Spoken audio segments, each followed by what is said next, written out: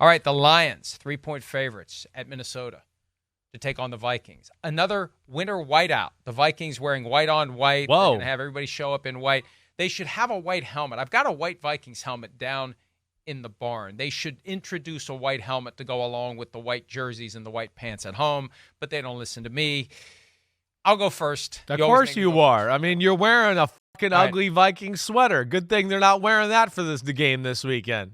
The Vikings outplayed the Bengals, but ultimately Yes. were outscored in Cincinnati. Nick Mullins had over 300 passing yards. Ty Chandler, who it's great. 32's kind of always been the unofficial favorite family number. There's never been a 32 worth a damn on the Vikings. Now there is with Ty Chandler. I kind of like that aspect of it. My son loves that side of it.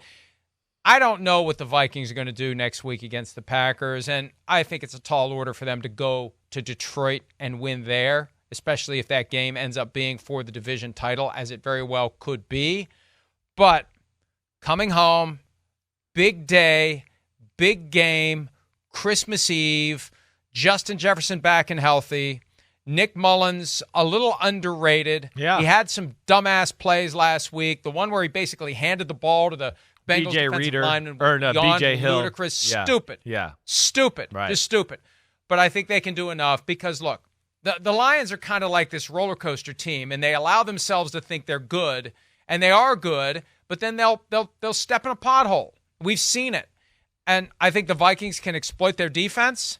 The challenge is Brian Flores. Can he get Jared Goff to third down and confuse and confound him and force him to make some mistakes? I think they can. I think the Vikings win. I picked it close, 24-23, because I knew the Vikings were going to be the underdogs, so what the hell? It could be worse than that, but I'll go 24-23. Late field goal, Vikings beat the Lions and keep their hope alive to win the division title. Okay, I like it. I don't think you're crazy with any of the thoughts you said there.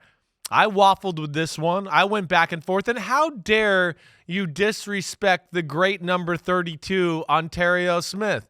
I mean, the guy buying Wizenators and doing all that, you disrespect that legend of the Vikings? How dare you? What a jerk you are. Jeez. But, no, in all seriousness, there's a He lot. was number 32. I forgot he wore number 32. Out of Oregon, I remember the Wizinator. Yeah, that's I remember right. the Wizinator. Yep. It's a chapter in Playmakers, but I forgot he wore number 32. Yep, that's right. Yep, we're the same time frame there as far as coming to the NFL, so I remember him vividly. He's your age, 43. Yep. Yeah, I think we were in the same draft. I think if not, it was a year separated or something like that. But you made a lot of the great points.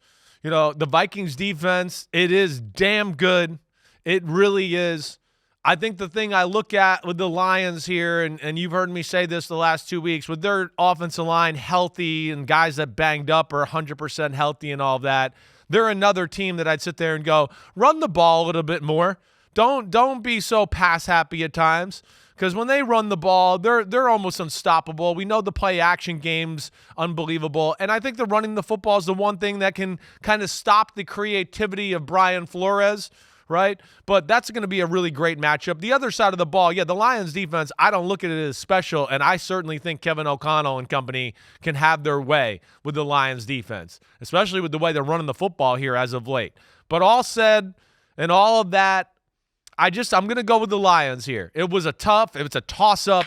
I'm going to go with them to pull this off. I think the offensive line in the run game will be too much, and I don't trust Nick Mullins from not doing something stupid during the game. I've seen him do it with the 49ers.